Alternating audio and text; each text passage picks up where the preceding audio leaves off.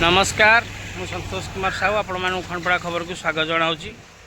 बर्तमान मु खंडपड़ारू खड़ी साई जावा बाटरे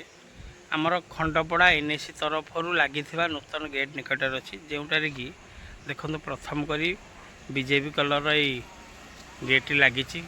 मसे पाखापाखि हो गला किंतु दुखर कथा एठारे दिन राति सदा बेले लाइट जलुची गेट्रे जहाँद्वारा कि जो एक्स्ट्रा इलेक्ट्रिक बिल आसूची सेटा जनसाधारण पैसा ही लॉस होप्रति आदौ दृष्टि पड़ूना एनएसी कर्तृपक्षर किंबा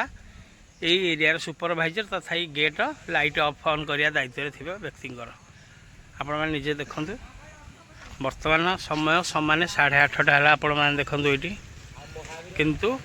एबे सुधा भी लाइट बंद होना 20 लाख टंका पाखापाखि व्यय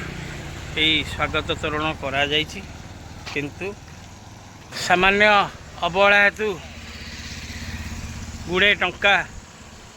लॉस होची कहले चलिबो। जनसाधारण उन्नतीकरण कार्य बाहाना रे